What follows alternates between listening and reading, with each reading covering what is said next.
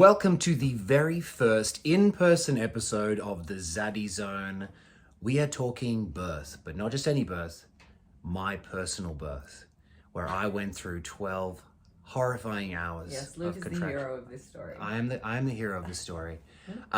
Just joking. We're here to talk today about Kara Cook's birth of Ozzie Benjamin Cook. And it was such an amazing... Alexander, you got his name wrong. We're off to a Okay, bad start. Chaplain Benjamin, Ozzie Alexander. Now, Ollie Alexander. What the fuck is happening here? Look, so we're going to be talking about what an amazing experience it was, what a crazy experience it was. So in order to talk about it, we've brought in Abby Vidikan, our midwife, who is an absolute legend. Abby, how many births have you done? Just about 300. 300. And how many of those are home births? Overwhelmingly, like 90, probably 95% of them. 95%, okay. And Rebecca Richter is in the building today. She is Kara's best friend. She's my acquaintance, but she's also our doula. And fun fact about Rebecca, she introduced me and Kara. Yes, I will take full credit. Yeah, as you should. You can. Now, Rebecca, what is a doula? Wow, so if you think about, if you were to look up the description of a doula in a dictionary, it would say emotional and physical support for a pregnant person. There's really two different kinds of doulas. There's childbirth, where you help the women throughout pregnancy, and then the birth itself. And then there are postpartum doulas that kind of take the reins after the baby's born. And there's two different ways of doing it, but I would say that even though that's the description and the definition of what a doula is, I think there's a lot more that goes in with that. Mm. I would agree. I guess a doula, and the way that we saw it, but it was like you're being a doula to Kara, who's your best friend, is like very emotionally supportive and there the entire time, whereas a midwife kind of comes a little bit later in the process of birth, right? I think the best way to describe it is that a midwife, in the way that people view sort of like the birth setting, the midwife replaces the doctor, right? The obstetrician. So midwives in California were licensed through the Medical Board of California. So our job is the physical well-being, the medical well-being of both mom and baby, where a doula's role is to be the physical and emotional support person for the pregnant woman. And it's not to say that midwives don't offer emotional and physical support in a different way, but our primary role in the birth setting is really to be medically responsible for mom and baby. Got it. And like what Abby was saying, I give like no medical advice, information, anything. But I will provide data along with Abby for people to figure out any medical choices that they do want to make.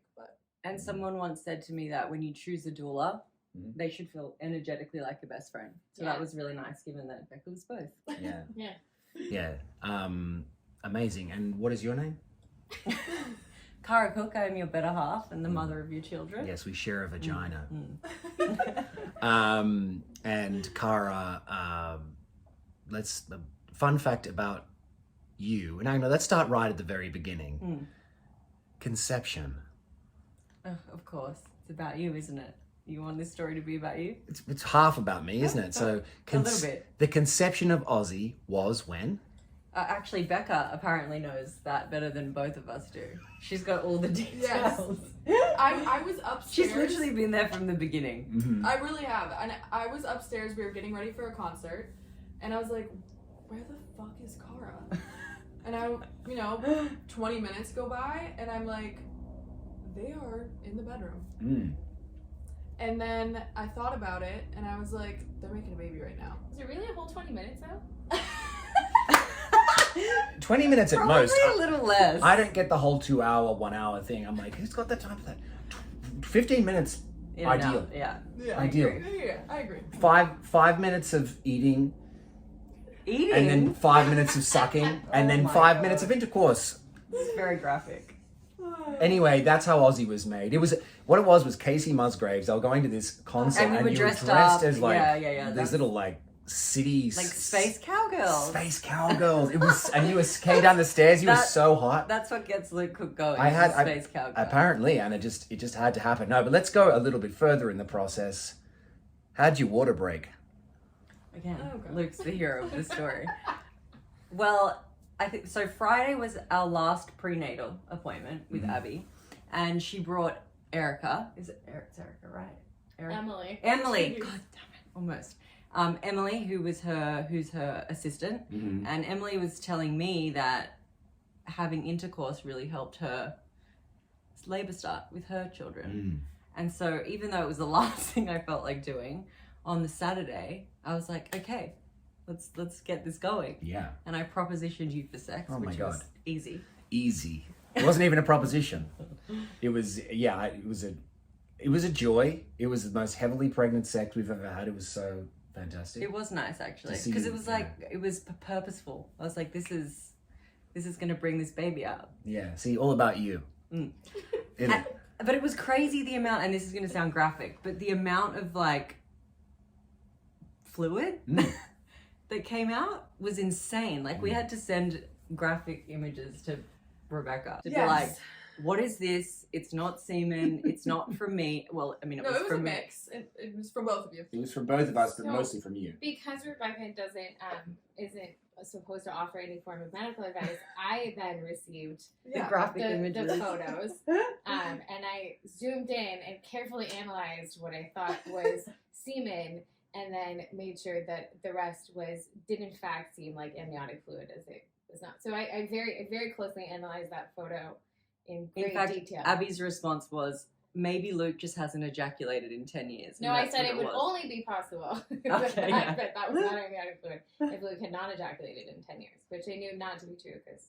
It had been a while though, and I've been taking this thing called zinc picolinate, which I think leads to a heavy load, but this was heavier than we've ever experienced. It was like the bed was wet. In like the show details. Absolutely not. I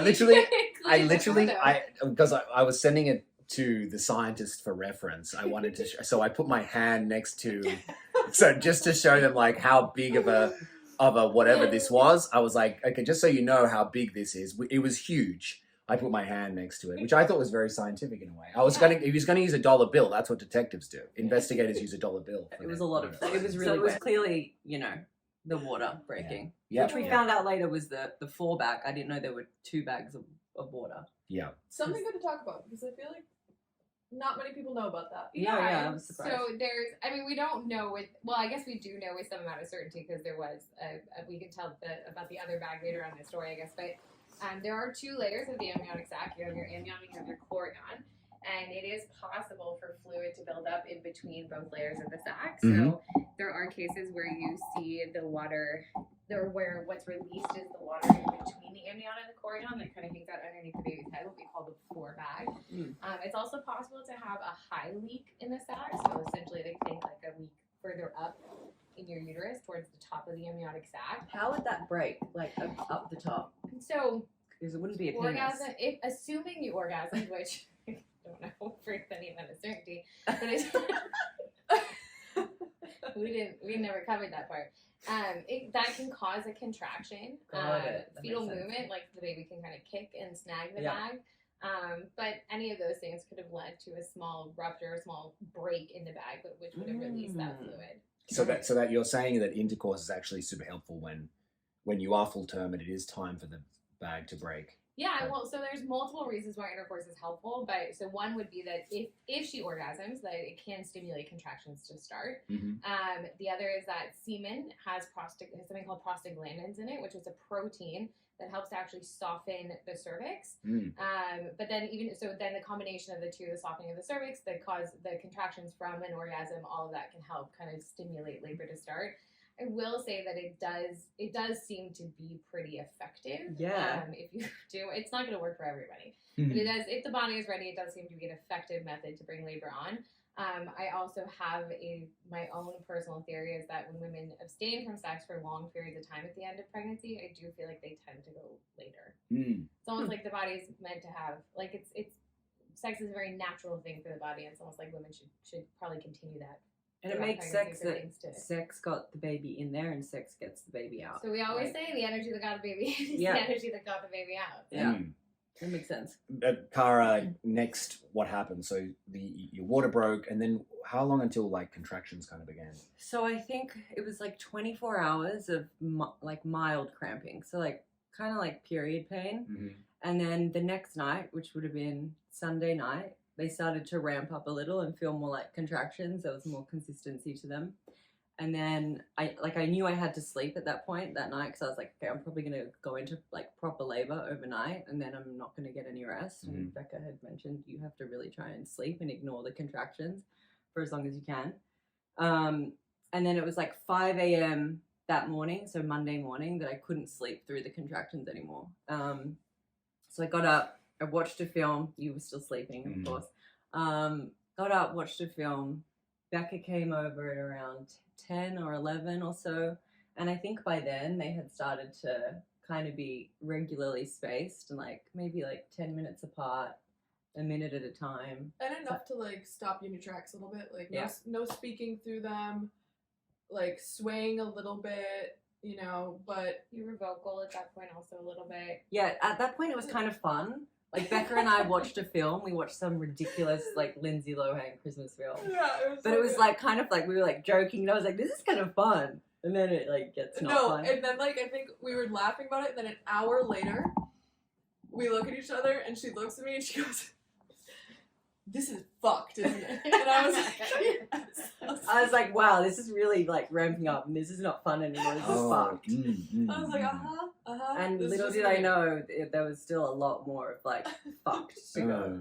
That was the last time we laughed. Yeah, I think so. Yeah. And that was the last time I paid attention to like the film or anything. I think I had my eyes closed like for the rest of the labor. Then Abby got there at like 4-ish, which was really nice because I think typically Abby wouldn't arrive that early on in a labor. But she's my new best friend, so she came early. It seemed like here was the place to be. So I was Yeah, like, she didn't want to miss the party. I also want to interject for 1 second because I don't want to get shit for the fact that your water was broken for more than 24 hours because typically in like the medical, in a hospital setting, you know, doctors will often say that they don't like for the water to be broken for more than 24 hours because it can lead to an increased risk of infection, which is something that you and I talked about because I had come over on Sunday and checked on you. Yeah. So the morning after your water broke, I had come over and kind of checked on you, checked on the baby. We had talked through some options in terms of if you wanted some monitoring done, if you wanted to, get the baby checked on. And we've gone over the night before just ways to avoid infection. So no more things inside the No more vagina sex. after that. It was not my time. Proper wiping from front to back. Yeah. Don't already do that. Oh, that's You're not how I do disgusting. things. That's not how I do things. Oh, we've got a little friend is coming in here. I think we've got a little interjection. Look who it is! It's the man of the hour. Well, welcome to Tracy, who is Kara's mum, my mother-in-law, and she's got little Ozzie Alexander with her.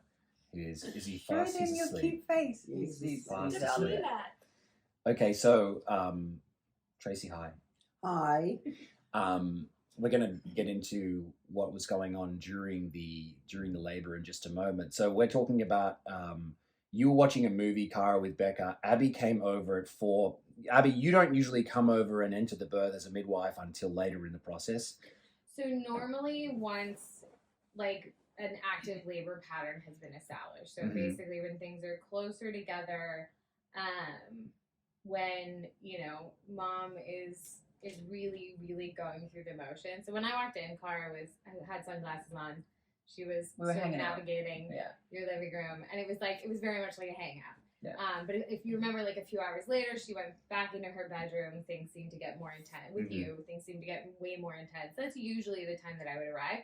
But I will say also that I think that our job needs to be fluid, and that circumstances could definitely dictate when it's necessary to be at a birth. And there was, again, because Kara's water had been broken for so long, even though there was, she was very low risk for infection, it did also feel better getting here a little bit earlier just so I could, keep an eye on Ozzie, keep an eye on Kara, make sure that, no infections were brewing. So I definitely showed up a little bit earlier to just hang. Yeah. It had also been, 3 Which I love. weeks, and I had actually had, a longer than usual break in between births, and so it was kind of nice She was just to itching be, for one. to be in that space again. And I knew it was going to be fun. Yeah. Also, too, I wanted to add that when we talk about resting and watching a movie, Kara is in positions that are, I'd say, called active resting, where she's in positions that are helping her to move along labor in a way that's helpful for positioning the baby. Whether that's a peanut ball. Don't say it. Don't say the word. Don't say the P word. Kara hates the peanut ball because her contractions were the best. It should be and burnt most at painful. the fucking stake. The peanut ball. Yeah, it's really effective. Yeah.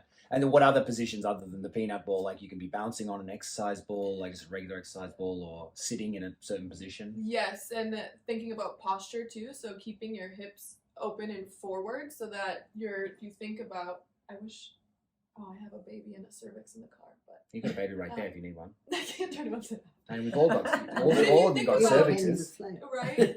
But if you think about, the baby's position inside and applying the right amount of pressure on the inside of your cervix in order to dilate, making sure that the posture of your back and your hips is in a way to support that. Now let's get to the nitty gritty, the beginning of labor, which was, or we're kind of already past the beginning of labor. We're in active labor.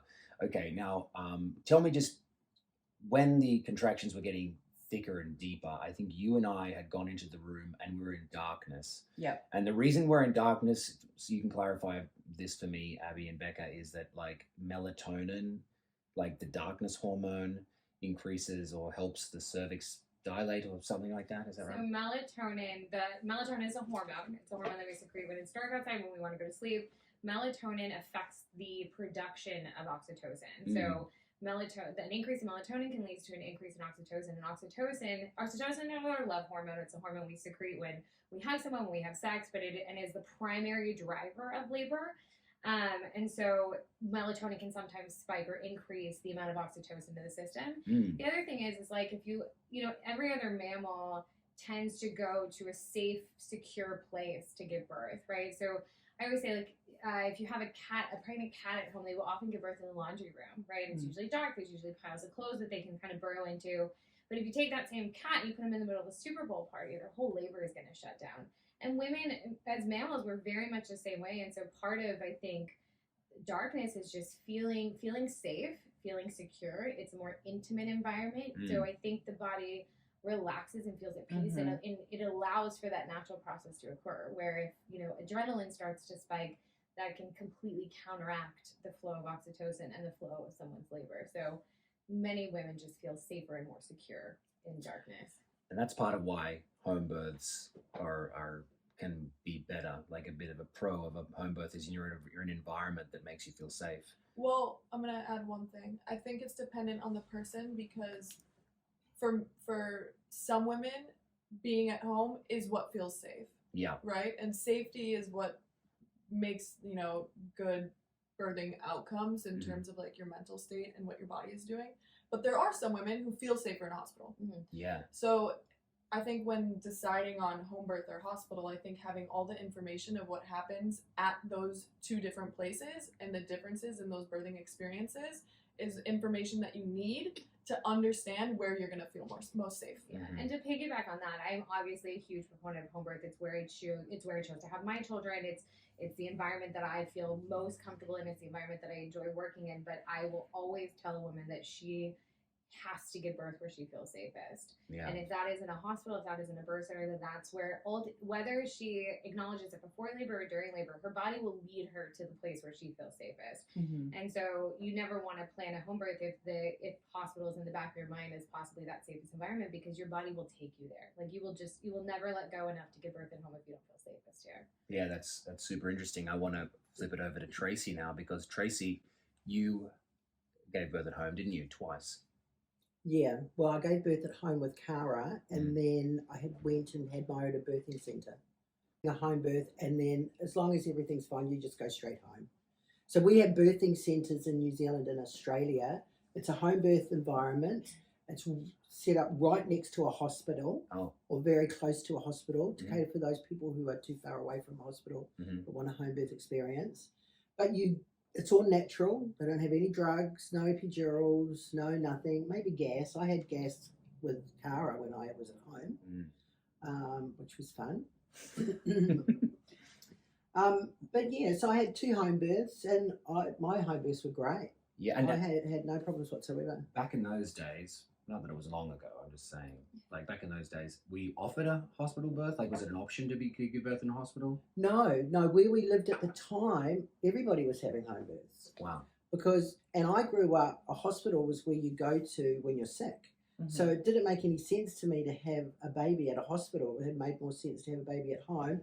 My sister-in-law had home births. She had 4. Mm-hmm. Her sister-in-laws from her partner's sisters, they all had home births. So it was just a natural progression to have a home birth. And it's still very common in New Zealand to have Yeah. a home birth. Mm-hmm. But we also have the doctors come to home births. So I had my doctor. Oh, right. We didn't have paediatricians back in those days because that's pretty fancy. You know, we have all of those now. But we just had a general doctor. Mm-hmm. And he would come to the house if we needed him. But the midwife was fine. She didn't need the doctor, but he was available if we needed him to come and check you out. Amazing. And Kara, were you scared? I mean, was there a part of you that was like wanting to give birth in a hospital? Was there a fear inside of you that was like, I'd actually prefer to be there at any point? No, I was actually more afraid having the cesarean with Chaplin, just because I'd never been in a hospital before. Right. And I was the same mentality as Mum. I'm like, hospital's where you go if you're sick or dying. And so to have to be healthy and to have a really to have an uncomplicated pregnancy and then to have to go and have your baby like cut out of you, I was like, this seems strange and it's really scary. And you're like wheeled into surgery wide awake and cut open. That was really scary to me. So I think having a home birth was much less terrifying. And also it happens so gradually that you like have time to just like get into a flow every time it ramps up. And it feels way more natural. It's like, this makes sense. Let's talk about when it really started to ramp up, when we went into that room and we pulled all the blinds down. We played cigarettes after sex. We played cigarettes after sex. Yeah. And It's it's a band. We didn't smoke. We Mum's didn't, like, can I have some? Why was I left out? that's what Tracy was doing upstairs. Okay, so we were in a darkened room, and that's when it really started to ramp up. You had the peanut ball. Yeah, so it's just you and I in our bedroom with the lights really low, or maybe off. I don't really remember. Cigarettes after sex, the peanut ball. Becca and Abby had kind of left us to do our thing because I think like that's often when labor kind of gets moving. Well, also like to promote the flow of oxytocin, right? Like you're in an intimate environment with your partner, you know, I guess the love of your life, right? Maybe. Sure, so. we'll see. You know, lights are out. It allows her to get into a different flow than when she's being observed by, you know, 2 women who don't typically observe her in intimate settings. So, Well, I mean, Becca's seen me pretty intimately, I'm not going to lie. Can you have I sex? mean, now I have 2. Yeah, you have too. Can you have sex while in labour? If your water's not broken, technically yes. Oh, yeah. Yeah. Do people do it? I mean, I'm sure a few brave souls have definitely tried Does it. it quicken it up? So there's actually a book called Orgasmic Birth where it was written by a midwife where she advocates for orgasming during labor.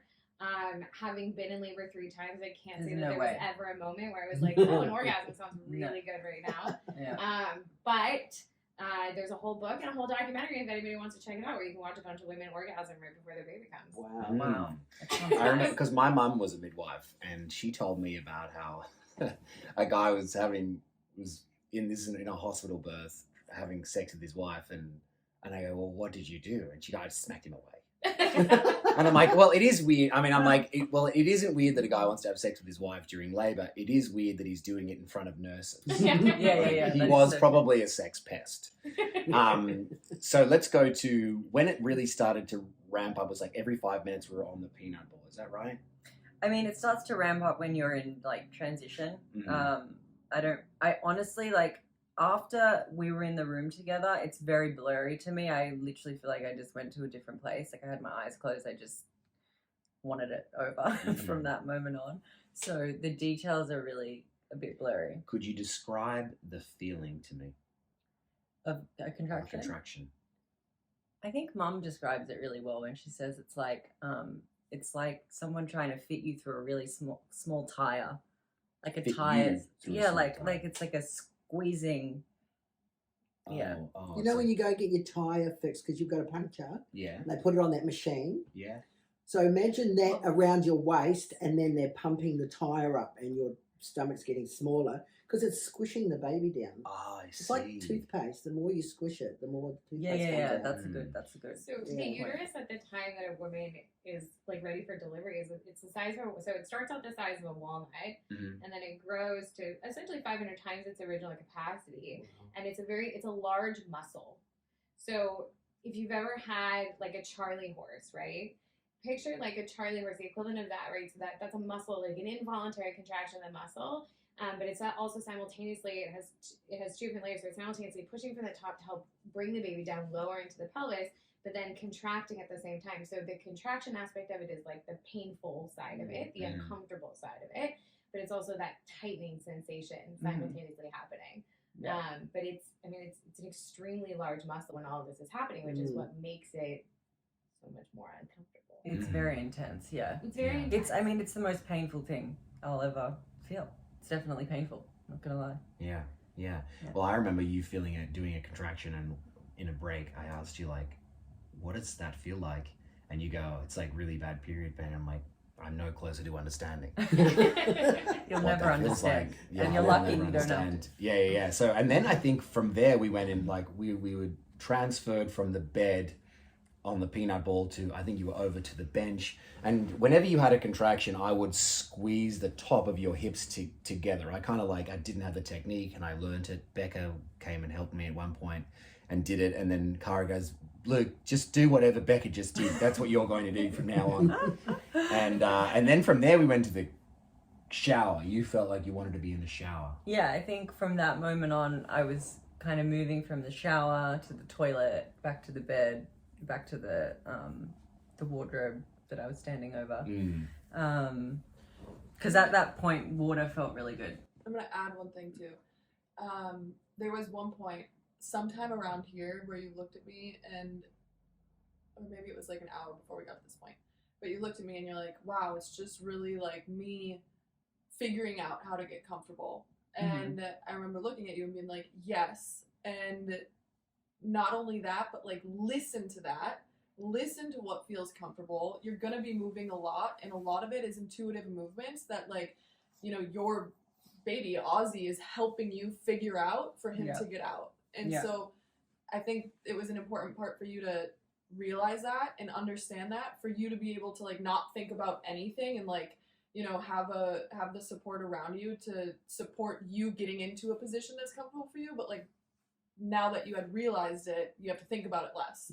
Yeah, It it was just literally intuitive feels like movement. it feels like a game of like, how can I, like, does this work? No, okay, let's try this. Okay, what about all fours? Literally, Becca and I were trying all these different things. She brought out the poop stool at one point, like stacked a bunch of pillows on top. I was sitting on that, and then that didn't feel good the next contraction. So we like took, it's like, yeah, it's like a game. But and I think sometimes, like the outside observer, it almost seems nonsensical, a woman's movements during labor. Yeah. It's like, does it seem that for one contraction this feels good, but for the next one you have to be in a different position? But it is because it's so when you can feel everything that's going on in your body. And again, you and Ozzie are working in unison, right? He's navigating your pelvis and you're helping him navigate your pelvis. So you're intuitively listening to what your body needs and responding to it by continuing to move. And it's not like any position's comfortable, but it's more tolerable in certain positions. Yes, that's exactly and what it is. I think that when you've done that, and especially when you've gone through labor and done it unmedicated, you learn that there is that inner voice that is telling you, like, okay, this is what I need to be doing now. And in birth, I never challenge that. I think that there is such a beauty, and it's why also like being able to be here early on is sometimes such a treat, because I think that we, as midwives, we do need to watch the natural process unfold. Like, in order for us to really, you know, learn how to read a labor, part of that is spending a lot of time at labors and getting to know, like, getting to know a woman's sounds during labor, getting to know, you know, the different aspects or the different things that progress in a normal labor. But watching that intuitive side take over is always such a beautiful thing for me, because it's like you're really tapping in to what your body is calling for you to do, but also just working so beautifully in rhythm with what your baby needs to help him navigate his way out as well. Yeah. So I never challenge those intuitive movements, and you really I mean, you really sort of exemplified that over the course of, and I don't even know that we put a timestamp on this yet, but I think we're like only somewhere around 7 or 8 o'clock at this point where you're like getting in the shower. Yeah. And you're, but like again, intuitively moving your hips, swaying with each one, asking for the pressure or the support that you need from your support people. I mean, you were really responding beautifully to what your body was calling you to do. You're welcome. That's nice. There was a point where it was ramping up early on, and I think it was you and me in the room with the peanut ball, and the peanut ball was kind of giving you the hardest contractions. So it's weird because we're kind of talking about how you're looking for the thing that's going to make you the most comfortable and like where it feels the best. But the peanut ball was making you feel the worst, but it was the most effective. Yeah, it's a game. Thanks so much for describing it. Yeah. The Yeah, hardest so contraction please really tell gets through. everyone what a peanut ball is.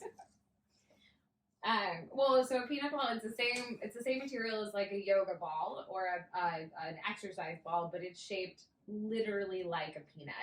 And the reason why it's so effective is because it allows a woman to get into like resting positions while keeping the hips open. So it mimics as if she were standing. So it creates the space in the pelvis for the baby to continue to move down while she's resting. And I think one of the reasons it's so intense is because a lot of times the body needs therapeutic rest in labor, but taking contractions lying down tend to be a lot more uncomfortable. It was pure hell and torture. Yeah. That peanut ball. Like, I literally never want to see it again. And it's funny, I woke up the next morning after the birth and I like opened my eyes and the fucking peanut ball was like right next to the bed. And I messaged Becca and I was like, come and get this fucking peanut ball and dispose of it.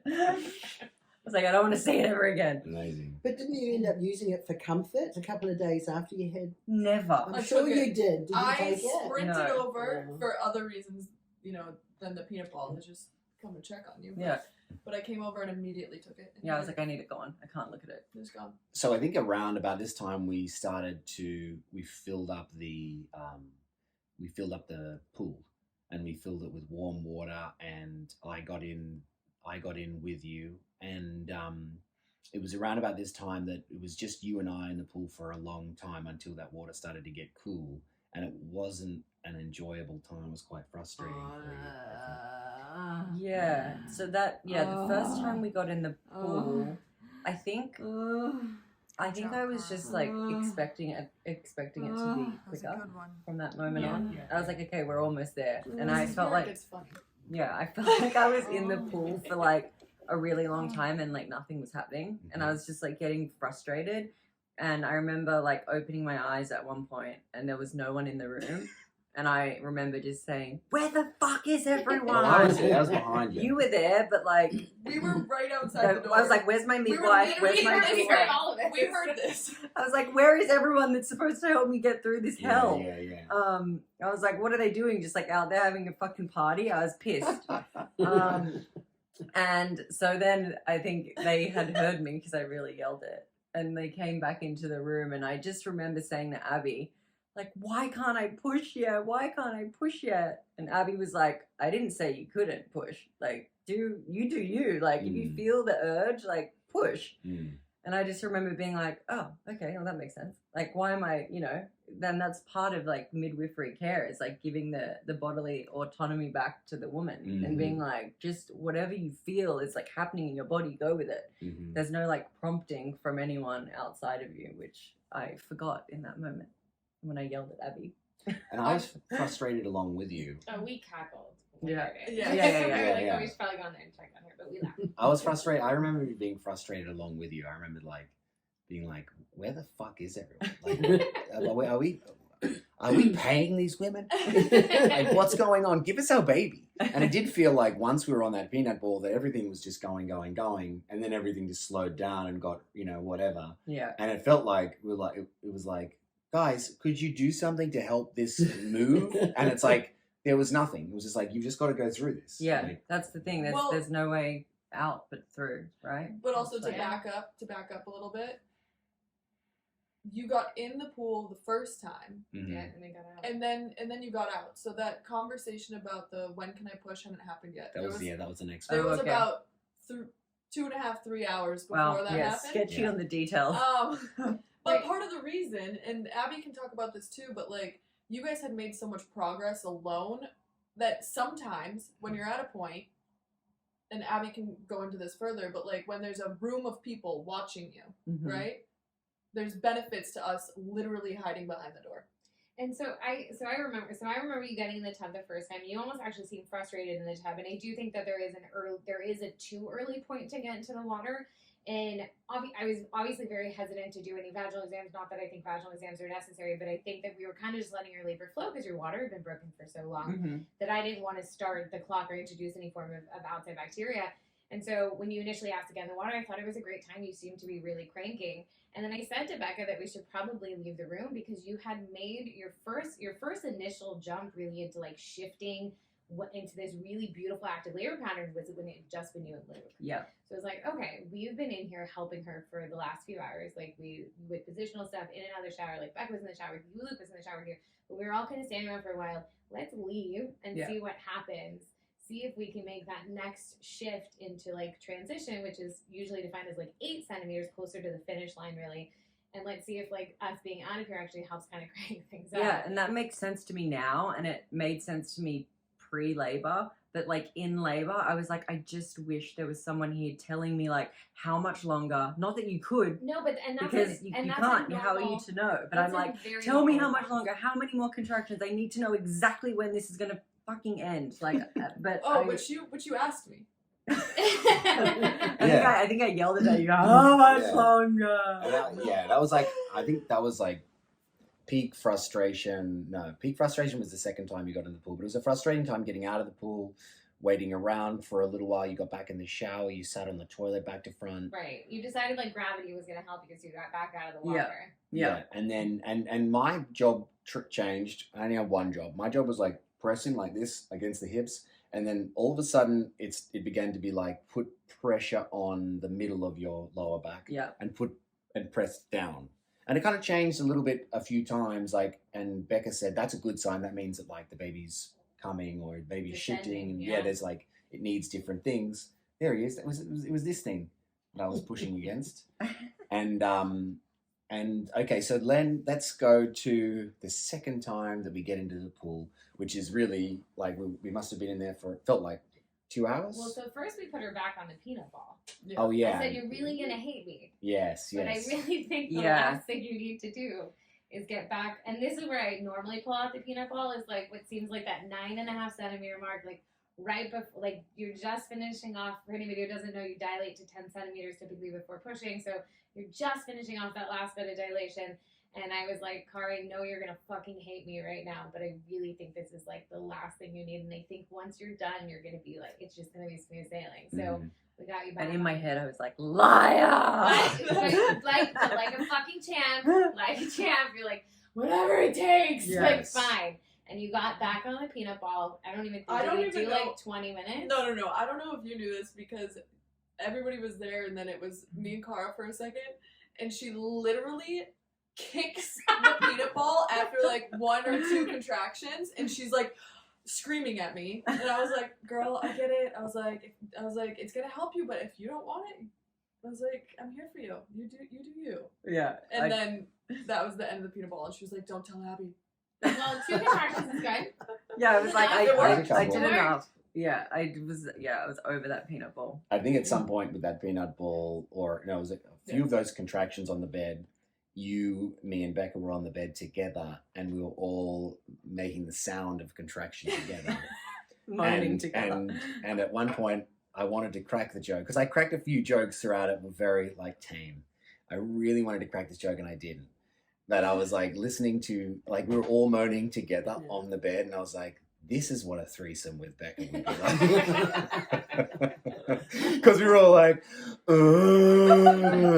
the bed, and I was like, this is hilarious. It's very intimate. I cracked the joke. Yeah, it was quite intimate. It was quite intimate. Okay, so, and then we get into the pool the second time. That's where I want to be now. And we were heating up the water. I think that we were pouring boiling water into the pool to get it nice and warm for you. I got in there behind you, and where were we at? It must have been, how long were we in the pool the second time, do you think? Does anyone know? I have no idea. So I think it was 15 minutes. We left the room again. It was 15 minutes before you screamed. This is what happened. Everybody. Oh, this is what I happened. want to know what the fuck is happening. Mm-hmm. And so Becca and I walked back in there, and that's when you said to me, you're like, I just want to push. I was like, I didn't say that you couldn't push. Do you feel like you need to push? And you're like, kinda. And then that's essentially, I mean, that's when the body took over with the very next contraction at that point. So I think maybe you'd been in for about 15 minutes again. And that's with the very next contraction, it became very obvious that you were moving with that very overwhelming desire to push, get Ozzie out. I'm going to add a personal experience right here. Go on. Because as a doula, and a midwife, you take on the energy in a light way of the person that you're supporting. Mm-hmm. I feel very, very connected to all of the women that I support, and we build this relationship through all of the prenatal sessions that we have to get us to a point where, like, the way I like to explain it is, like, we can look at each other and I can slightly understand what you need without us having to say anything. And that's all the work leading up. It is so much different having this experience with your best friend that, like, I feel like if Kara got a paper cut on her finger and I was at home, I would feel it for her. And it was an interesting experience because right after she yelled at me, which I took and it was fine, like, obviously, and we worked through it, and It's probably the first time I've yelled at you too. Screamed. Yeah. Which is also funny because I think, other clients, other people that I've worked with have never screamed at me, but that's the level of comfort that we have. Mhm. You can scream at me. Yeah. But it was right after that where I don't think I felt like I felt what you were experiencing so much more. Yeah.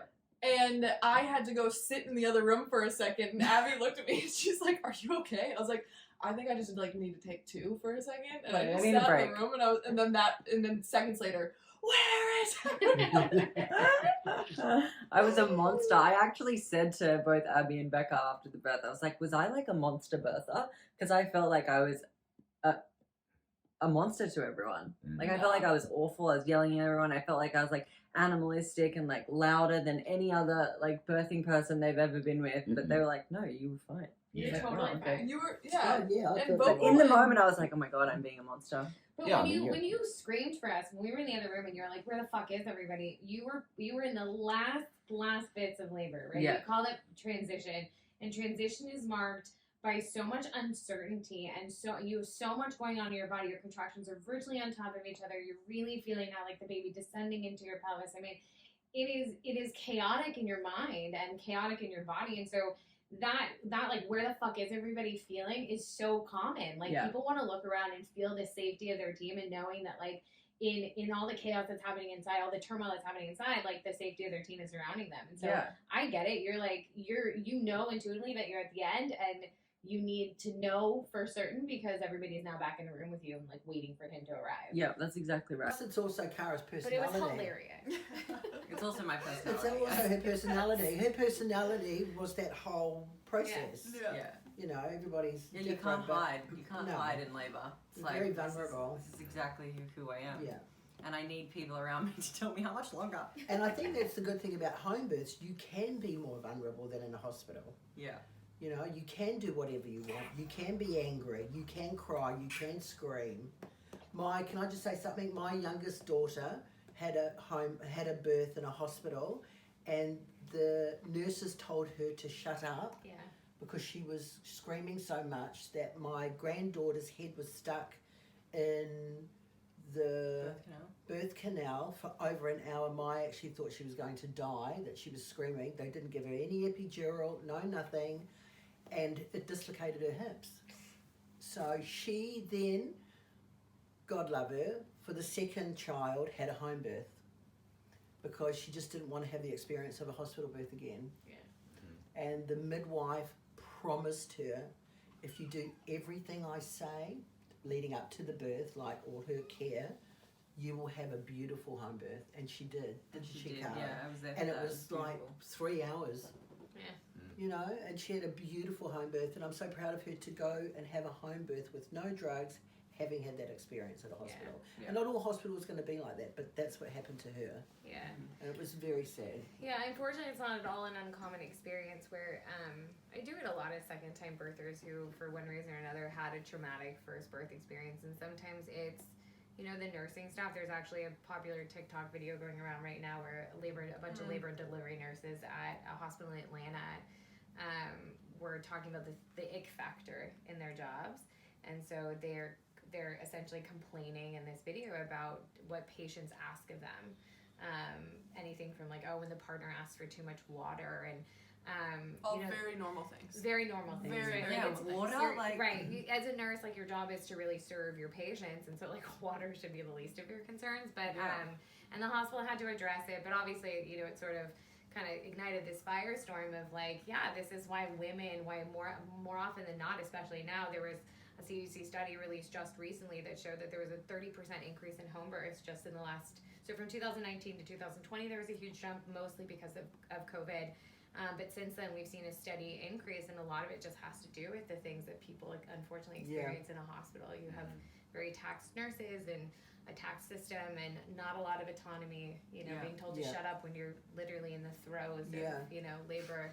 Well, she said you're being ridiculous. It can't be that painful. I mean, how can you say that to a mother who's giving birth to a child? You shouldn't. The truth is, Well, you shouldn't be working in Right. that kind of care. 100%. But I mean, the pain is as bad as a tummy ache, though. For certain, it's just as bad as your last Like, I mean, I've never someone screamed stabbing you with a during a knife. tummy ache. Yeah, I literally will being say. stabbed So in get the it stomach. together, gals. You know what I mean? Now, but I'm not surprised. My second birth only took 3 hours. She's got a huge vagina.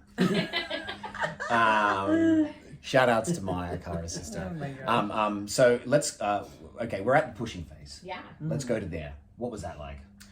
I welcomed that stage actually because I was just so over the same pain for 12 hours that I was like, give me the ring of fire and give it to me now. So when I felt it, like the stinging sensation down there, I was like, fuck yeah, we're almost done. And I like welcomed that stage. Yeah. Yeah. Yeah, and it was quick, I think. Like, I mean, quicker than. How long was it? About an hour? I think it was about an hour. And usually for a first time vaginal birther, we expect about 2 hours of pushing. So she actually pushed the baby out relatively quickly. Not a small baby either. And at that point, there's a woman who came named Johanna, whose nickname is the Vagina Whisperer, and she really is particularly helpful during that time. Is that right? That's her thing? Yeah, so Johanna's my assistant. She's been attending births for about 15 or 16 years, and she has this method of pushing where it's a combination of, you know, pushing and breathing as soon as the head starts to crown, so as soon as we start to see about, you know, that much of the back of the baby's head presenting, where she helps just guide the baby out very slowly, so it allows mom's tissue to stretch, you know, slowly in a very healthy way. And what I have found since she's sort of joined my team over the last couple of years is that I see a lot less vaginal tearing, or bad vaginal tearing, because of just the very slow, gentle progression of the head. Yeah. So yeah, that is her Thing. her thing. I was behind Kara for it, for the pushing bit, and I was just constantly trying to like see, because I was with you nearly the entire time, and I was also getting frustrated, and I wanted to yell at people too. And Luke was getting tired. There was a moment there I saw in videos and pictures where you just look exhausted, and I'm like, bitch, I will slap you. I obviously was not going to say anything to do with me at the time. I was not going to say I'm tired or anything like that. I will say though, you know, advice to partners out there, like rest when they rest.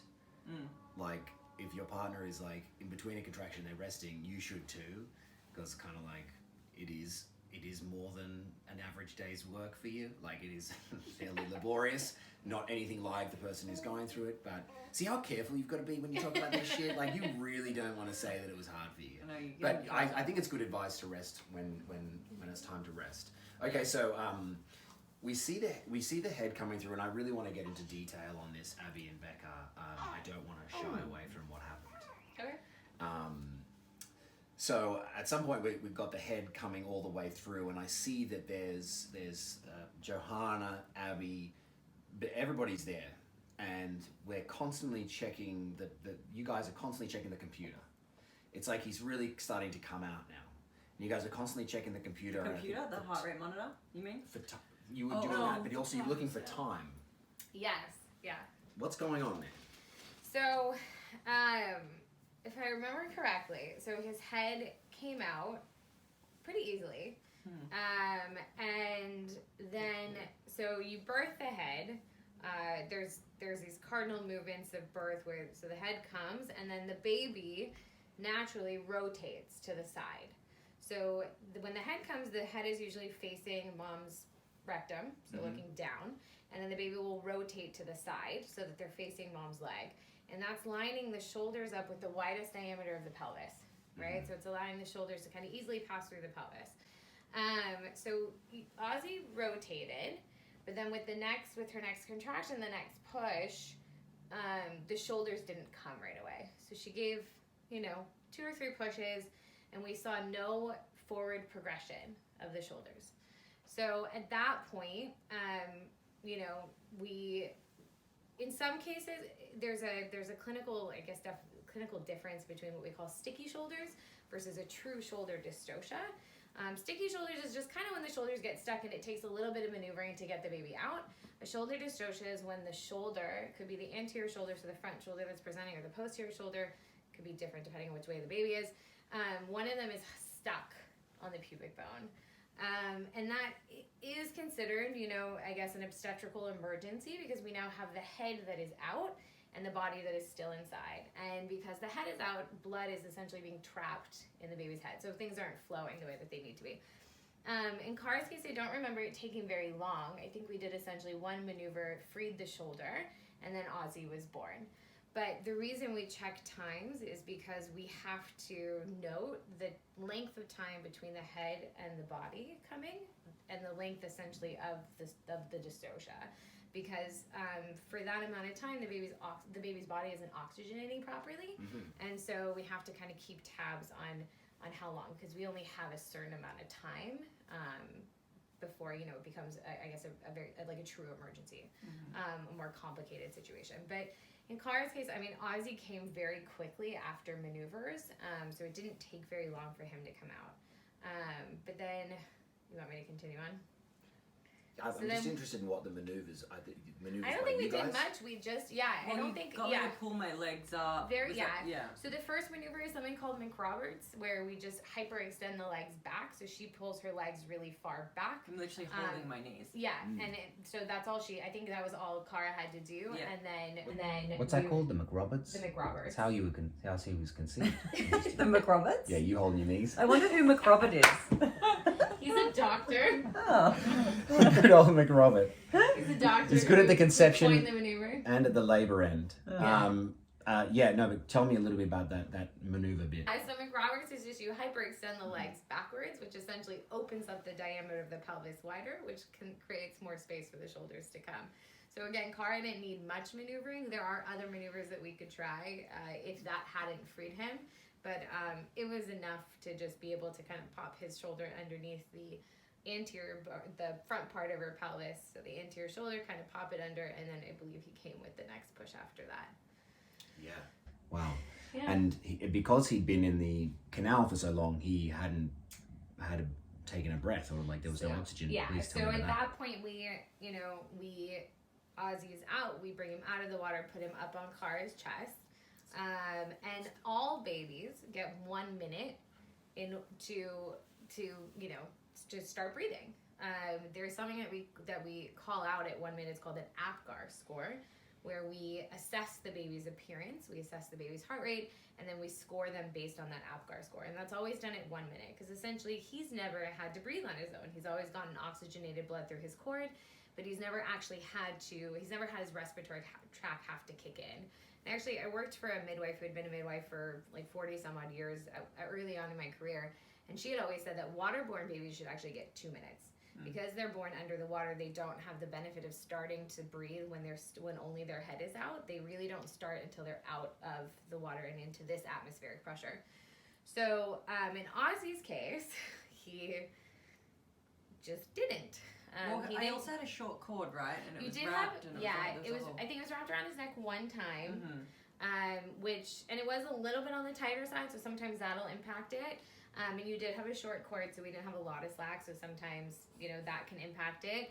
But truly, 1 out of every 10 babies will need some form of respiratory support. And in some cases, it's, you know, a little bit more, but you know, that could still just include stimulating the baby, kind of tickling the feet, rubbing up and down the spine just to get them to cry. But in certain cases, those 1 out of 10 are going to need a little more support. And I can't pinpoint exactly what it was with Ozzie that, you know, he didn't sort of kick in right away. He always had a very strong pulse, so his heart was going just fine. He always had a great heart rate. His tone was okay. It wasn't great, but he just never really sort of initiated respirations on his own. So slightly before the 1 minute mark, because it was kind of obvious that he wasn't going to initiate on his own. He had made some like whimpers, so it wasn't like he didn't try anything, but he wasn't actively breathing. So slightly before the 1 minute mark, we started to, you know, resuscitative efforts. Part of our training as midwives is we have to recertify neonatal resuscitation every 2 years. So every 2 years I take a 12-hour training or workshop on how to help a newborn baby breathe, because the mechanisms by which they breathe are different than the way that we breathe. They have fluid in their lungs up until the moment they're born. That fluid needs to be pushed out in order to expand the lungs. So it's a slightly different way that we do resuscitation, different for newborns. In his case, probably gonna get a lot of shit for this too. In his case, because it seemed like he was there and he was working with me, I did something that I don't normally do, where I did full-blown mouth-to-mouth on him. So rather than grabbing the plastic ambu bag, kind of putting that over his mouth and breathing into him, I used my mouth as a seal over his mouth and just started breathing for him. Abby was his first makeout session. I did. It will always be Ozzie's first kiss. Wow. But I think it was interesting because I said to Johanna, give me the bag, and she had said, just give him breaths. And you know, I don't know what it was necessarily about that situation, but to use, you know, my mouth as opposed to the bag. But I will say that there is a part of me that believes that, you know, when we do mouth to mouth on a baby as opposed to using the bag, that we are saying to this baby, like, hey, this is the world, like, welcome, come into your body, take a breath. And rather than welcoming with a plastic, seal over the face, it's the warm breath of a human that wants to meet them. And I always say that when I do resuscitations, that there is an energy transfer between me and that baby. I mean, I am using my life breath to give them life, to help them breathe. And, you know, I think it was a full 3.5 minutes. He was working with me. I will say that Ozzie was never not fully there. Ozzie was always there. He was always trying.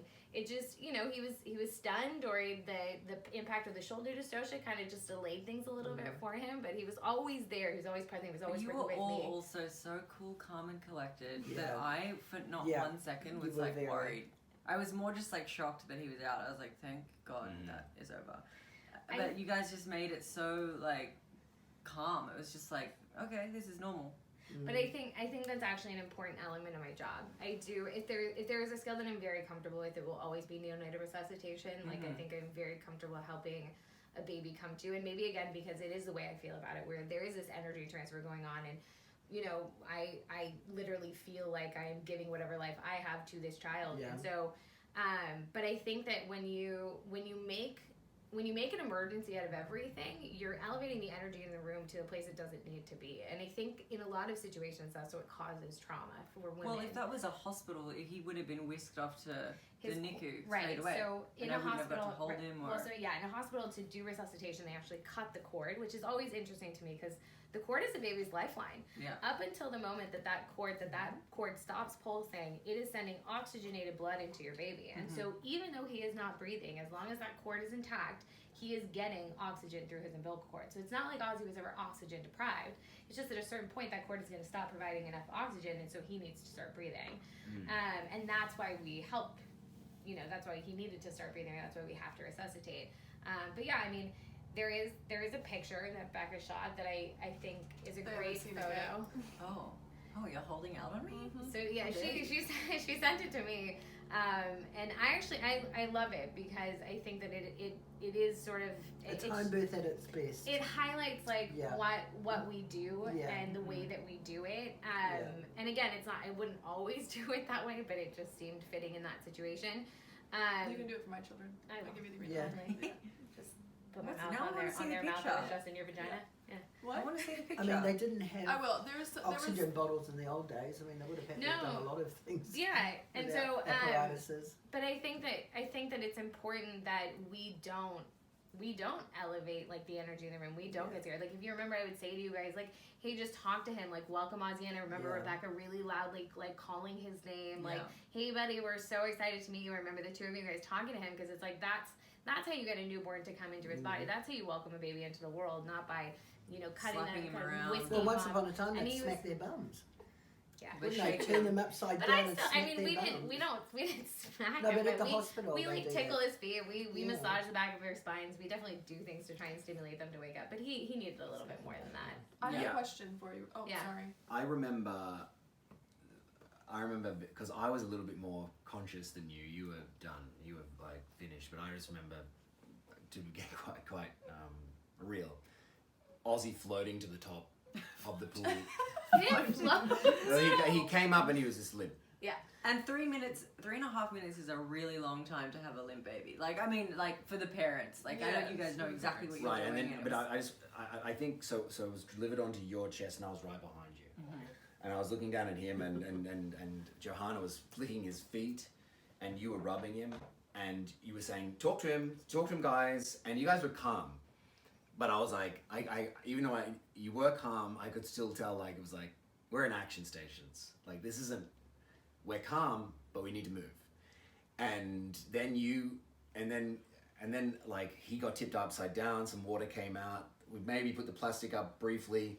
Then you did mouth to mouth, but the whole time, and you're rubbing him. And then you asked me, Abby, you kept on asking me to talk to him.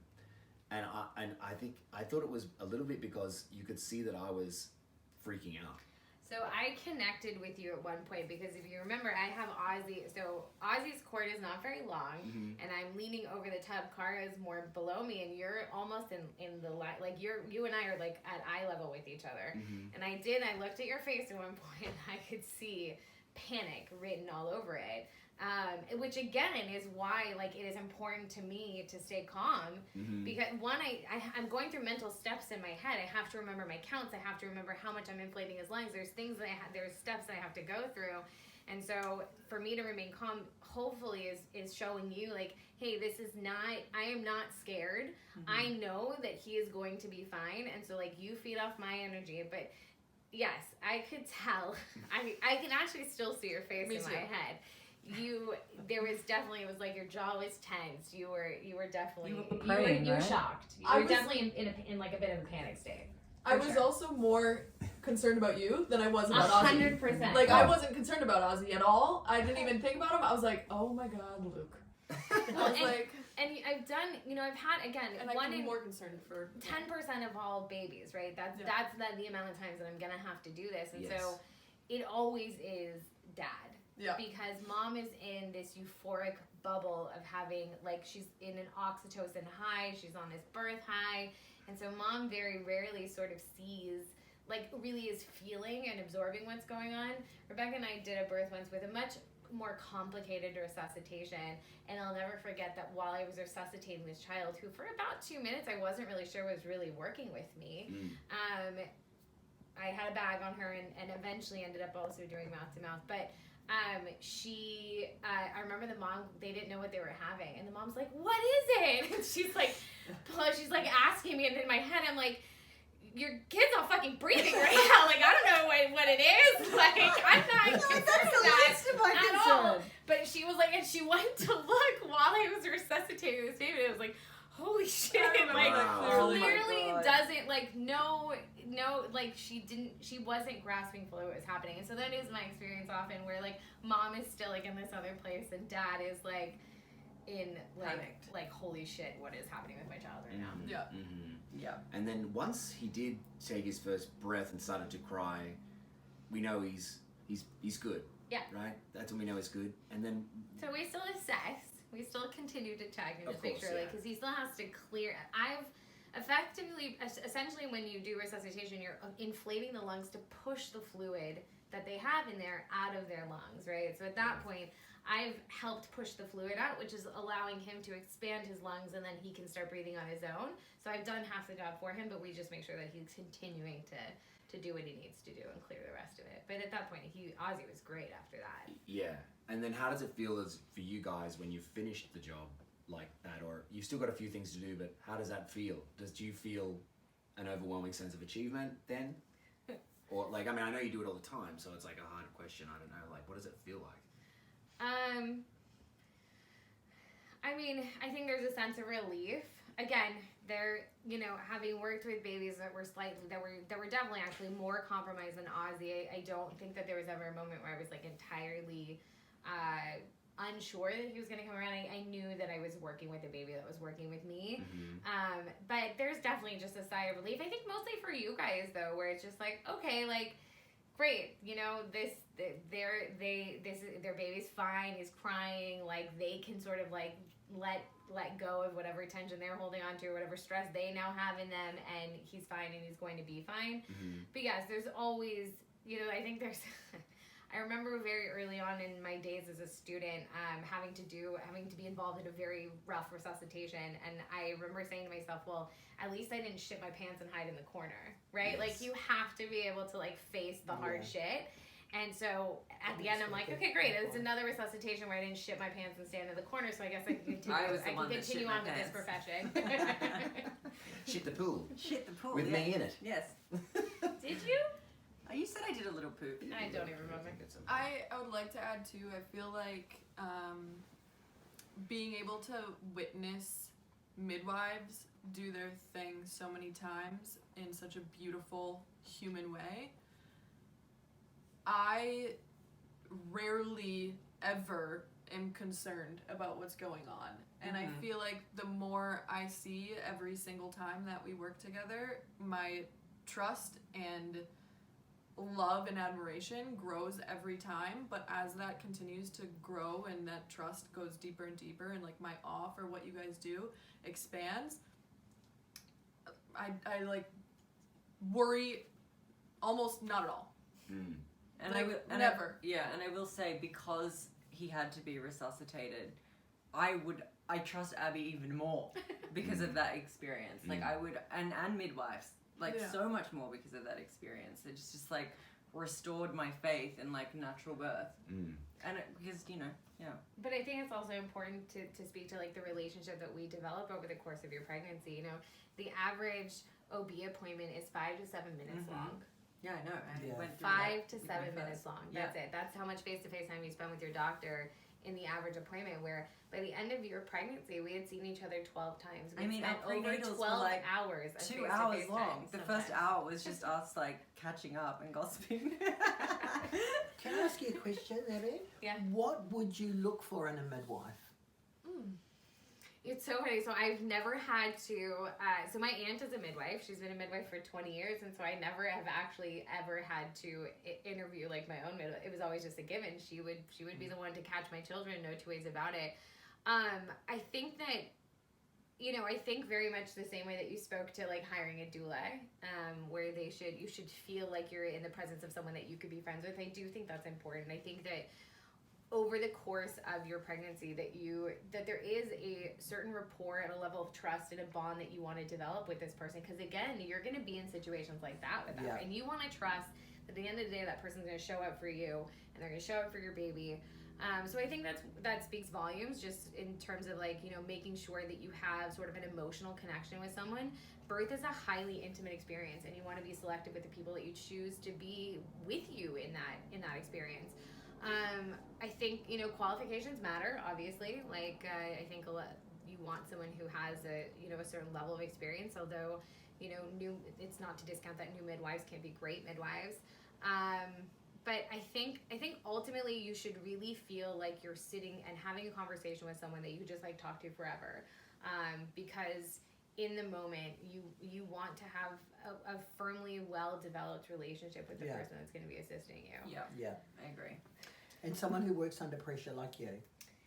Because I think that's important. I don't know how you interview that out of someone, but I think you can always ask. Just take them through a boot camp really quick. I people ask me, and I think that I think I will normally say, I think the way that I talk about those experiences kind of speaks to the way that I treat them in like as they're happening, and just in a very. Do you have a part manner. that you enjoy the most? Of being a midwife? Yeah. Yeah. I think a lot of people assume that women become midwives because they love babies. Yeah. And the truth is, I do. hate babies. I know. I know. But when you think about our journey together, right? Our relationship. So we started seeing each other somewhere around 9 weeks, and I saw you through 30 weeks of pregnancy, and I'll see you through 6 to 8 weeks postpartum. Ozzie's only a very small portion of that. I mean, he's just that last tail end, right? So much of it for me is the relationships that I develop with my clients. I have a tendency to get very close with my clients, just in terms of like, like we're best friends afterwards. I think that working with women in this environment, being able to be a part of, such a life-changing experience, and it will never cease to amaze me how much birth is such a transformative event, and it will never cease to sadden me that so many people look at it as such a traumatic or tragic event almost. It's like, okay, fine, there's a baby at the end, but like the actual act of it is so horrible, because it really it challenges you in a way that I think we are so rarely challenged in our lives.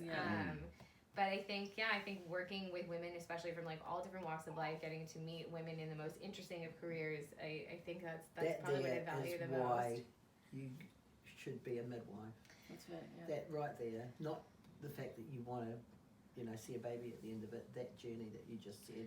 So that's probably the good question to ask a midwife. Is why did we why become did one? you become one? Yeah. And base it on that. Ladies and gentlemen, this is the Tracy zone.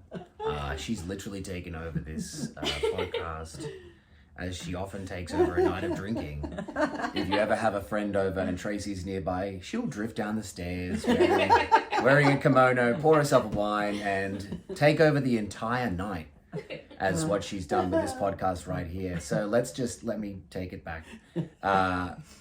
What are the advantages? We've talked a lot about what the advantages of a home birth are.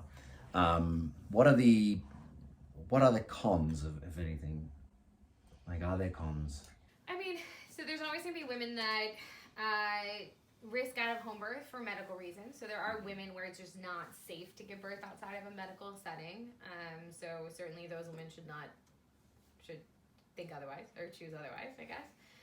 I mean, women can always have unassisted births at home if they so choose, but I mean, there's always, there's roughly 1% of risk factors where being in a hospital and the timing of it certainly makes a difference.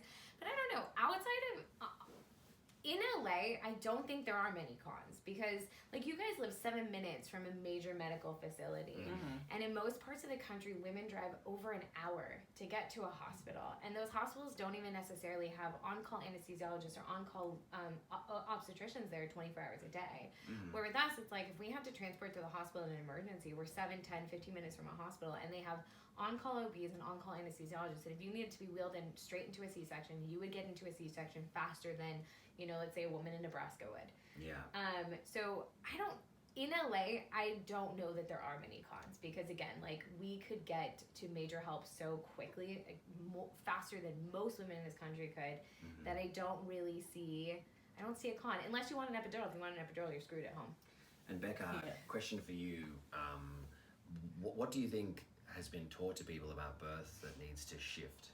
Like people, like what Abby was just saying about. I think actually that, to rephrase that, is what isn't being taught about birth that needs to be shifted completely, because I find it fascinating that we as women, I'm going to speak specifically for America, we don't find out so many things until we're actually pregnant. Like, there's so much that we don't learn, and I think as a society, we just don't talk about birth enough.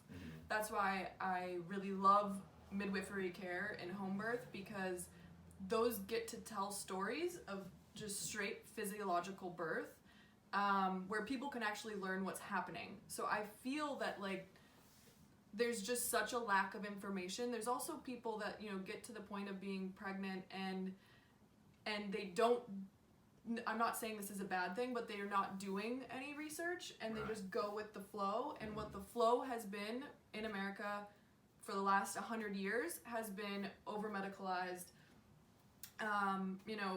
strong interventions and not really supportive of women's choices in autonomous births. And also male dominated for some reason. Yeah. Like, it's like, why are men dictating how women are giving birth? Mm.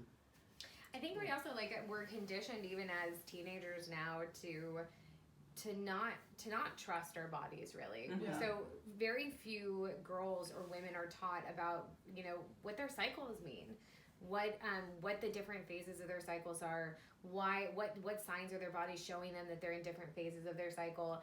And then if you're 15 and you have bad menstrual cramps, here, just take this pill, make it all go away, with very little explanation of the long-term ramifications of those pills.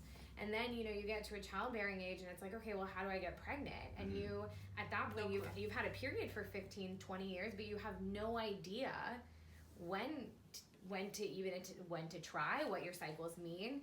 And then, women are challenged by getting pregnant. And so then, it's like we are so disconnected from our bodies that when it comes time to give birth, sure, why wouldn't most women just say numb me up and drug me out and I'll just listen to whatever you say. Well, and we've lost trust in our bodies. Yeah. We don't 100%. trust ourselves. We don't think that we're capable of giving birth naturally. Like, so many women have messaged me and been like, I could never do that. I'm like, yes, you can. You could. I went to a friend's dinner party a couple months ago, and a friend of mine introduced me to two other women, and she says, oh, Abby's a midwife.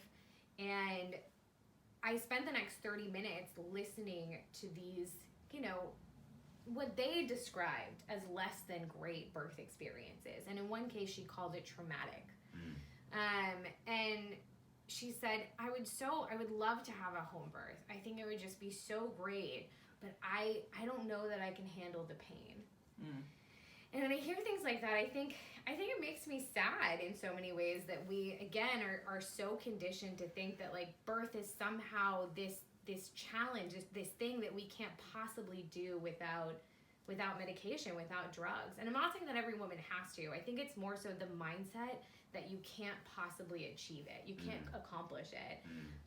When in reality, it's like, contractions, they're never going to be bigger than us. They're from us. They are us. They're a part of what is happening inside of our body. So no one's ever died from the pain of labor, and yet women all over the world will think that they just can't possibly accomplish it without the highest levels of narcotics. But even again, after such a shitty hospital experience, something that she considers traumatic, that she will continue to feel like her only option is to go back to the hospital. And I pray that when she gets pregnant with her third, that she actually calls me, because I think that she would, after two less than ideal births, have a beautiful home birth. I wish that for everyone. Interestingly, it reminds me of the thing about that I heard from a hospice nurse about death.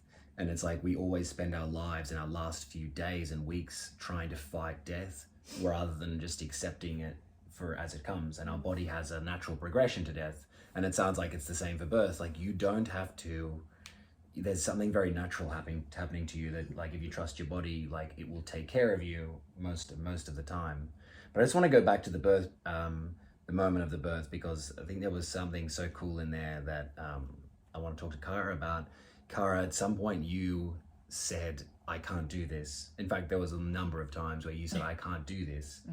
And at one point I whispered in your ear, like, a thing from David Goggins, if anybody knows who that is, who said it's actually part of SEAL training, that your body can do 40% more than what you think it can. And you go and you nod, and then you get back to work. And then there was another point where you're like, I just can't do this. And it's like, and somebody, I think it was Abby, was like, well, or maybe it wasn't Abby, it was like, well, what are your options? We just do go through this at the hospital if we go to the hospital. Yeah. That's Abby. Yeah. And then, but tell me what that was like, what that means now for you, now that you've done it, when you weren't sure that you could. What does it feel like now? Feels like I won the biggest trophy.